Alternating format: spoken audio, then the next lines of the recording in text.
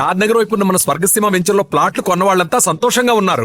ఒక్కసారి విజిట్ చేయండి. Robbery gang ఎక్కువ ఉంటుంది, డెకాయిట్స్ వాళ్ళందరూ ఉంటారు. వాళ్ళు కంట్రోల్ చేయడానికి ఏం చేస్తారు? ఫస్ట్ మీరు వెళ్ళగానే మీకు ఫస్ట్ ఛాలెంజ్ ఏమొచ్చు?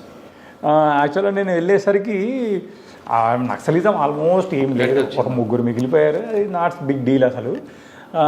మిగతా ఇష్యూస్ పెద్దగా ఏం లేదు, కానీ అప్పుడు మేజర్ ఇష్యూ ఏంటంటే అప్పుడే వైఎస్ఆర్సీపీ స్టార్టింగ్ స్టేజ్ అన్నట్టు, అంటే ఒక 2 years ఏమవుద్ది.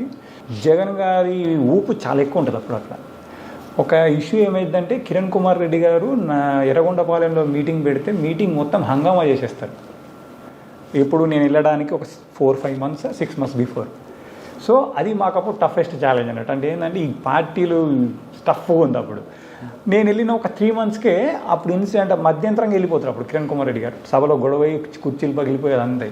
సో 3-4 months తర్వాత మళ్ళీ కిరణ్ కుమార్ గారు సార్ ఈ షెడ్యూల్ వస్తుంది, మేము వస్తున్నాము, ఈసారి ఏంటంటే 1 full day స్పెండ్ చేస్తా అంటారు అక్కడ సీఎం హోదాలో. సీఎం హోదాలో సార్ ఏంటంటే ఫస్ట్ నా ఏరియాలో మొదలుపెట్టి మార్నింగ్ నైట్ స్టే కూడా నా దగ్గర ఉంటారు. మళ్ళీ ఆ రోజు వేరే ఎండింగ్లో ఈ వైపు మొదలు ఈ వైపు అన్నట్టు. నెక్స్ట్ డే వెళ్ళిపోతారు. సో అప్పుడు మా ఎస్పీ గారు ఆ ఇన్సిడెంట్ ఉంది కదా దృష్టిలో, సార్ అడిగారు అన్నట్టు. సార్ అడిగితే నథింగ్ ఇష్యూ సార్. నాకు అప్పుడు ఏంటంటే I have good Rayalaseema people very nice అంటే అంటే చాలా చోట్ల రాయలసీమనే చెప్పలేము, ఎక్కడైనా ప్రజలు చాలా వరకు మంచి వాళ్ళనే ఉంటారు. మనం బట్టి మనం అప్రోచే మోస్ట్ ఇంపార్టెంట్. ఇప్పుడు నేను చాలా చోట్ల చేశాను, రాయలసీమలో చేశాను, ఆంధ్రాలో చేశాను, నా గ్రౌండ్స్ ట్రైనింగ్ విశాఖపట్నంలో అయింది, ఇప్పుడు తెలంగాణలో. ఎక్కడా కూడా పబ్లిక్ మనం సరిగ్గా ఉంటే మనం ఇచ్చిన దానికి 1000 రెట్లు ఇస్తారు వాళ్ళు రిటర్న్గా. నేనేం చేశానంటే అప్పుడు కిరణ్ కుమార్ గారు వస్తున్నారని చెప్పి వాళ్ళు రావడానికి 3 days బిఫోరు మొత్తం వాళ్ళందరినీ పిలిచాను. ఎవరైతే ఆ ఏరియా మండల్ లీడర్సు, ఎస్ఆర్ పంచెస్ అందరినీ పిలిచి ఇది సిచ్యువేషను, నేను ఉండాలనుకుంటే మీరు డిస్టర్బ్ చేయొద్దని చెప్తాను వాళ్ళకి. You believe it or not 3 days అందరు హైదరాబాద్ వెళ్ళిపోయారు. అంటే ఆ రోజు ప్రజలు మనకి ఇచ్చిన గౌరవం అది. అసలు పిన్ డ్రాప్ కూడా ఎక్కడ కాలేదు, అంత పీస్ఫుల్గా అయింది. అంటే అసలు ఒక్కరిని కూడా అది చేయలేదు, ఎక్కడ కూడా చిన్న డిస్టర్బెన్స్ కూడా లేదు. మా ఎస్పీ సార్ చాలా హ్యాపీ ఫీల్ అయ్యారు. సార్ కూడా అన్నారు గుడ్ చాలా మీకు మంచి ర్యాప్ ఉంది. మాకు first SP sir Raghuram Reddy sir, excellent officer. ఆయన కూడా మీకు చెప్పాను కదా సాంబశివరావు సార్ అని, ఇక సీఎం అలాగే ఆ సొంత అంటే ఏమంటారు బ్రదర్ ఎలా చూసుకుంటారో అలా చూసుకునేవారు sir. I feel so happy. అంటే కెరీర్లో మనకు నేర్చుకోవడానికి అలాంటి ఆఫీసర్స్ ఆయన చాలా నేర్పారు నాకు. నా సబ్ డివిజనే కాకుండా ఎక్కడికైనా వెళ్ళే ముందు అక్కడికి పంపించేవారు, ఏదైనా ట్రైనింగ్ అంటే సెలక్షన్స్ ఉన్నప్పుడు ఎలక్షన్స్ పిలిచేవారు, విజిటింగ్స్ ఉన్నప్పుడు విజిటింగ్స్కి ఎలా వెళ్ళాలంటే దగ్గరుండి నేర్పించారు సార్. మేము ఆల్రెడీ ట్రైన్ అయ్యి కొత్తగా వెళ్ళాము, కొత్త వాళ్ళకి ఇంకా ఫుల్ ఫ్లెడ్జ్డ్గా మాకు నేర్పించారు. మేము మొత్తం 5 సబ్ డివిజన్లు అంటే 3 మేమే ఉండేది అక్కడ, మా బ్యాచ్ వాళ్ళు. అందరికీ కూడా ఎవ్రీవన్ సార్ చాలా బాగా చూసుకున్నారు. ఓకే, ఇంకేం ఛాలెంజ్ ఉన్నాయండి అక్కడ? మెయిన్ ఇదే మీరు అన్నారు కదా, దొంగల ఛాలెంజెస్ చాలా ఎక్కువ. డెక్కట్లు ఎక్కువగా అన్ని కూడా నైటే ఎక్కువ జరుగుతుంటాయి. యాక్చువల్గా జరిగేవి అంటే లక్కీలీ అక్కడ ఏంటంటే మీకు మోడస్ ఆఫ్ ఆపరెండి అని ఉంటుంది, ఎంబో. ఆ మోడస్ ఆఫ్ ఆపరెండిని బట్టేసి మా వాళ్ళు ఈజీగా ఐడెంటిఫై, మాకు కొంచెం టీం బాగుండేది అక్కడ. సో చాలా వరకు అఫెన్సెస్ అన్ని డిటెక్ట్ చేయగలిగాము, at the same time control చేయగలిగాము. ఈవెన్ కొందరిని పిలిచి కౌన్సిలింగ్ ఇచ్చి అక్కడ ఉండే వాళ్ళు ఉంటే ఈ కొంచెం అంటే మన ఈ ట్రైబ్స్కి సంబంధించిన వాళ్ళు ఉంటారు కొద్దిగా. ఇది ఒకటి నంద్యాల రోడ్లో ఉంటుంది మనకు, ఈ ఖమ్మం కాదు మనకి ఎక్కడ అంటే గిద్దలూరు నుంచి మనకు నంద్యాల వెళ్ళే దారిలో ఏదో ఒక ఊరు ఉంటుంది నోన్ ఫర్ అఫెండర్స్ అన్నట్టు. అక్కడికి వెళ్ళి వాళ్ళకి కౌన్సిలింగ్ ఇచ్చి అంటే చెప్పాం ఇది కాదు ఇది అంటే. అందులో కొందరు వేరే వైపు కూడా వెళ్ళారు, అంటే అదర్ మీన్స్ చూపించగలిగాం మనం. కొంచెం వాళ్ళతో వీళ్ళతో మాట్లాడి వాళ్ళకు సెల్ఫ్ ఎంప్లాయ్మెంట్ వైపు తీసుకెళ్ళినట్టు ప్లాన్ చేసాం. అప్పుడు ఎంతకాలం పని చేస్తారంటే అక్కడ 1 year చేశాను, సక్సెస్ఫుల్. చాలా హ్యాపీ అనిపించింది అక్కడ చేయడం. Next Greyhounds training 3 months. ఇక్కడ మన ప్రేమవతిపేటలో 45 days ఉన్న తర్వాత వైజాగ్ బేస్లో 45 days. అక్కడ 45 days అయిపోయిన తర్వాత నెక్స్ట్ పోస్టింగ్ వచ్చేసి గుడివాడ. ఓకే సార్, అక్కడ గ్రేహౌండ్స్లో ఇక్కడ ట్రైనింగ్ ప్రేమావతి పాట వేరు, గ్రే హౌండ్స్ వైజాగ్ దాని టెరైన్ డిఫరెంట్ ఉంటుంది కంప్లీట్లీ. మీరు అక్కడ హడిల్స్ ఉన్నాయా లేదంటే? యాక్చువల్లీ మీకు తెలంగాణ టెరైన్ అనేది చాలా సాఫ్ట్గా ఉంటుంది, but when you go to Andhra AOB terrain మొత్తం హై పీక్స్ ఉంటాయి. మీకు మూమెంట్ అనేది చాలా కష్టం, మూమెంట్ కష్టం. దాంతోపాటు అలా ఒక్కో సందర్భంలో ఏదంటే డెడ్ ఎండ్కి వెళ్ళిపోయేవాళ్ళం. కొండపైన అలా నడుచుకుంటూ వెళ్తే డెడ్ ఎండ్కి వెళ్ళిపోయేవాళ్ళం, అక్కడ ఇంకేం ఉండకపోయేది. జీపీఎస్ ఒకసారి ట్రాక్ తప్పుతుంది కదా, అప్పుడు ఇంత సిస్టమ్ లేదు. సో మళ్ళీ అలా వెనక్కి వచ్చి అసలు బాగా అలసిపోయే వాళ్ళము. బట్ ఏఓవిలో ఏంటంటే మేము రిటర్న్ వచ్చేటప్పుడు ఈ విలేజెస్ కొన్నిటికి అంటే లాస్ట్ డే వరకు ఎక్స్పోజ్ అవ్వకపోయేది, చివరి రోజు పికప్ చేసుకోవడానికి విలేజెస్లో వచ్చేవాళ్ళం. అప్పుడు విలేజెస్ వాళ్ళతో మాట్లాడేవాళ్ళం. They are very good. మీరు అక్కడ బలిమల ఇన్స్టిట్యూట్కి వెళ్ళారా? అక్కడ వెళ్ళలేదండి. ఏ ప్రాంతం ఎక్కువ తిరిగారు మీరు? ఇప్పుడు మీరు చింతపల్లి, జీకే వీధి, మళ్ళీ పాడేరు, మళ్ళా సాగులు, బూసులు అని ఆ విలేజెస్ ఉన్నాయి ఆడ చుట్టూ ఆ ఏరియా. ఓకే. గ్రే హౌండ్స్ తర్వాత గుడివాడలో ఎక్కువ రోజులు ఏం లేను, 6 months ఉన్నాను. అప్పుడు ఏంటంటే ఈ స్టేట్ డిస్టర్బెన్సెస్ ఎక్కువ ఉన్నాయి. ఆ తర్వాత నేను సిఐడికి వచ్చేసాను హైదరాబాద్. అచ్చా. సిఐడిలో ఎంతకాలం పని చేస్తారు? Just 4 months, hardly 4 or 5 months. ఈ స్టేట్ బ్రేక్ టైంలో. అప్పుడు మ్యారేజ్ అయిందా? లేదు, తర్వాత సిఐడి తర్వాత. సిఐడి తర్వాత ఎక్కడ పోస్టింగ్ ఇచ్చారు? నాకు ఫస్ట్ పోస్టింగ్ ఇక్కడ నర్సంపేట. సిఐడిలోనే మ్యారేజ్ అయింది. కరెక్ట్ మీరు అంది. ఆగస్టులో మ్యారేజ్ అవుద్ది, నవంబర్లో పోస్టింగ్ తీసుకుంటాను. ప్రపోజల్ ఎవరు పంపించారు మీరు? బ్రదర్కి. వాళ్ళ బ్రదరు నేనే తెలిసి వాళ్ళ ద్వారా వాళ్ళ బ్రదర్కి ప్రపోజల్ పంపి ఆల్మోస్ట్ అరేంజ్డ్ మ్యారేజ్ లాగే అయింది. అది నాటే 100% లవ్ మ్యారేజ్ అని చెప్పలేము. లవ్ కమ్ మ్యారేజ్ అంతే, అంటే మన వైపు నుంచి. ఆవిడ విసుక్కోలేదు వన్ సైడ్ లవ్ అని? అంటే తను అడిగినప్పుడు కూడా వాళ్ళ పెద్దవాళ్ళకి అడగమని చెప్పారు. Okay sir. పోస్టింగ్ మ్యారేజ్ అయిన తర్వాత నర్సంపేట నర్సంపేట అంటే ఇక్కడ వరంగల్ పక్కనే. ఏం ఛాలెంజెస్ వచ్చాయి ఇక్కడ? ఛాలెంజెస్ మెయిన్గా ఏంటంటే ఈ ల్యాండ్ ఎక్కువ గొడవలు. ఏదంటే అక్కడ అటవీ ప్రాంతం, మీకు పోడు భూములు ఉంటాయి చూడండి, అవి కొంచెం గొడవలు ఎక్కువ ఉండేవి అక్కడ. దాంతోపాటు పొలిటికల్ రైవలరీ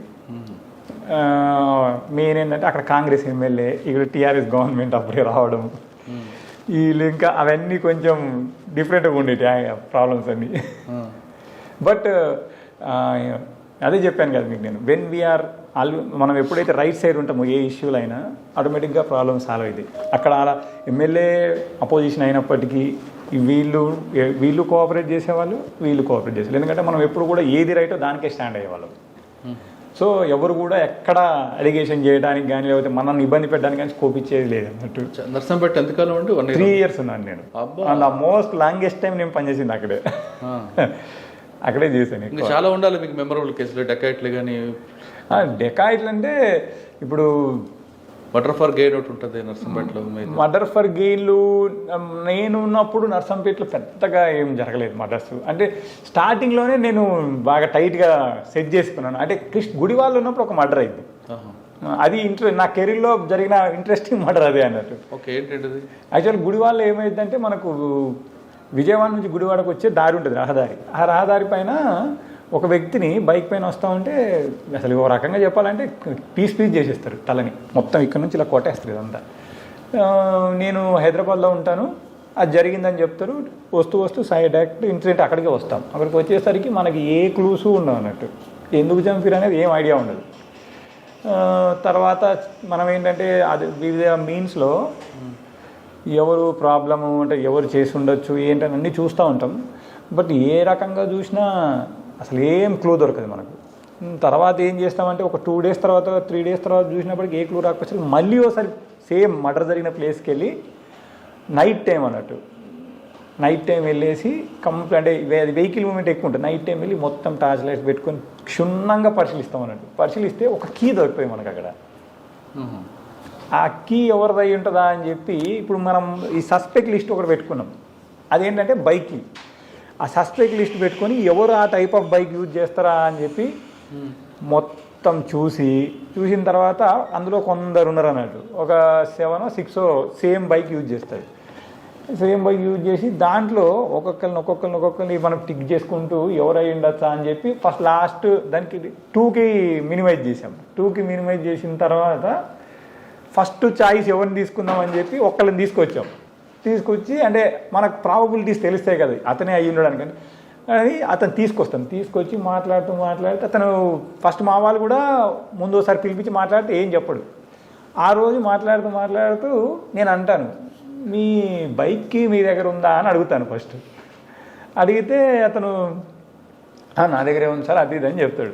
ఓకే ఒకసారి ఇవ్వండి అని అంటే అది తీసిస్తాడు. అది ఏంటంటే ఫ్రెష్ కీ ఉంటుంది అన్నట్టు. దానికి అంటే మిగతా కీస్ అని ఓల్డ్ ఉంటే అదొకటి ఫ్రెష్ కీ ఉంటుంది అన్నట్టు. ఇది పాతదానిలాగా లేదు, ఇందులో అన్నీ పాత. ఇది లేదు సార్ ఎప్పటి నుంచి అదే వాడుతున్నా అంటాడు. అట్లే అబద్ధం ఎందుకు చెప్తావు, నీ పాతకి నేను ఇవ్వనా అని అడుగుతాను. అనగానే కాలు పట్టుకుంటాడు, సరెండర్ అయిపోయాడు. అంటే చూడండి, అంటే మనము ప్లేస్ ఆఫ్ అఫెన్స్ ఎంత ఇంపార్టెంట్ అన్నాడు, సీన్ ఆఫ్ అఫెన్స్ అనేది ఎంత ఇంపార్టెంట్ అనడానికి 3 days ఎన్నో రకాలుగా మనం హార్డ్ వర్క్ చేసినా దొరకలేదు మనకు. అదే సీన్ ఆఫ్ అఫెన్స్ని క్షుణ్ణంగా పరిశీలించడం వల్ల ఒక చిన్న క్లూ తోటి కేసు డిటెక్ట్ అయిపోయింది కంప్లీట్గా. ఎవరు సరెండర్ అయ్యాడా? అతనే సరెండర్ చేశాడు.